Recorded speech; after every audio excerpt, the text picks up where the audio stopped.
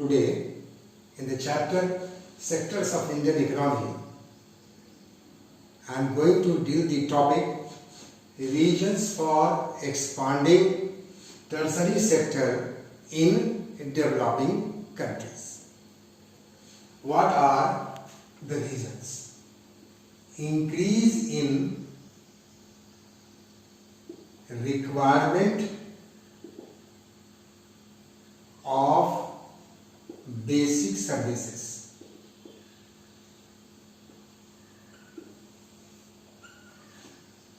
Why there has been increase in requirement of basic services? Due to increase in earning workforce. Means more workers are working nowadays in different sectors of economy and more earning is there. So demand for basic services has increased. Those basic services are banks, insurance, police stations,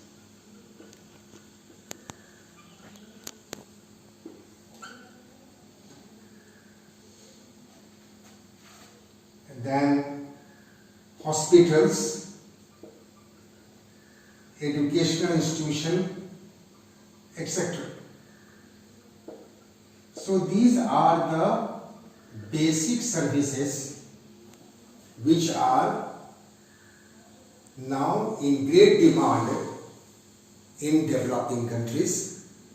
That is why there has been expansion of tertiary sector. The second reason is development of agriculture and industry. Development of agriculture and industry. Agriculture, that is the primary sector. Industry, that is the secondary sector. Development has occurred in the primary sector. How? Through mechanized farming, through commercial farming, through multiple cropping. And there is a growth in the secondary sector. How? It is through use of up-to-date technology. Means new types of technology has come up and there has been growth in industry. So, since there has been developing agriculture industry, so demand of some new services like trade, transport, warehouse, etc. Where they can warehouse, that is storage facility should be there. So this is the second reason why there has been expansion of tertiary sector in developing countries. Now we come to third point. Increase in income level. Increase in income level.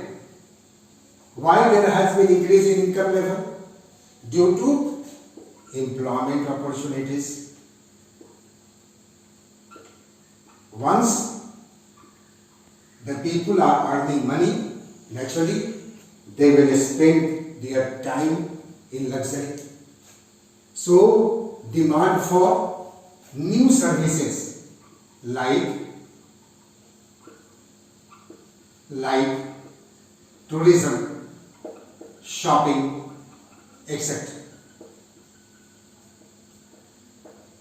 So this has emerged. And another reason is development of communication and information technology. Development of communication and information technology. How communication information technology is required? Because of the development of primary and secondary sector. They have to sell their products. E-marketing is required. They have to send the message and all these things. So all these factors are responsible for development of tertiary sector in developing countries, or you can say expansion of tertiary sector in developing countries. Now I am going to deal another topic, that is measurement of economic activities. Measurement of economic activities. Measurement of economic activities. How can we measure it? It is measured in economics through GDP. What is GDP? GDP is gross domestic product. Gross domestic product is sum of production of all sectors of economy. That is the total value of final goods and services produced within the country by all sectors of economy in a particular year. So this is called the gross domestic product. Now I am going to deal another topic, that is why the people are compelled to join unorganized sector. Reasons for joining unorganized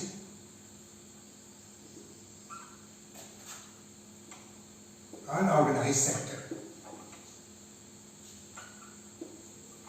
Why there has been people are joining unorganized sector? The reason behind is slow growth of organized sector. Slow growth of organized sector means the new industries are not coming up, and because of that the people are compelled to join unorganized sector. Second reason is many unorganized sector act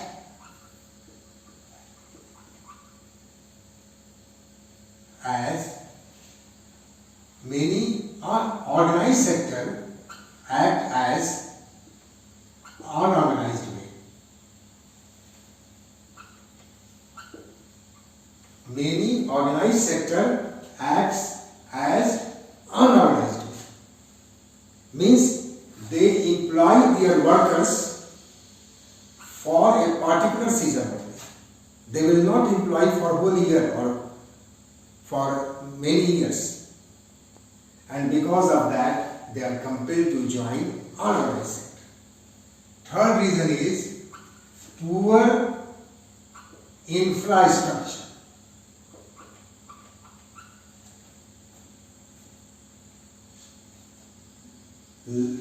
Inadequate infrastructure is there in our country.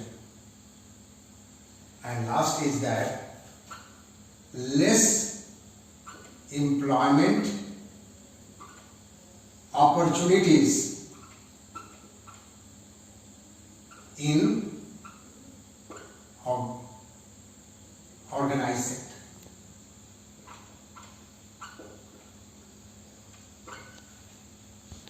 less employment opportunities in organized sector because of no growth of organized sector, therefore no employment will be there.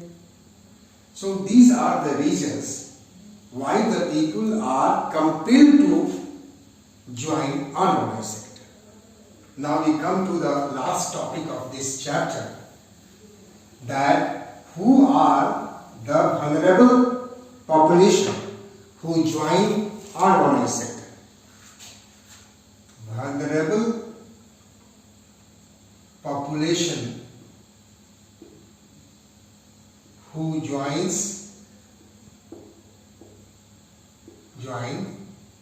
unorganized sector.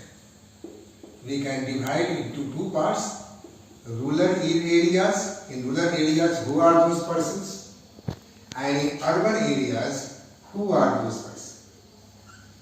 In rural area, we have landless labor, small and marginal farmers, sharecroppers,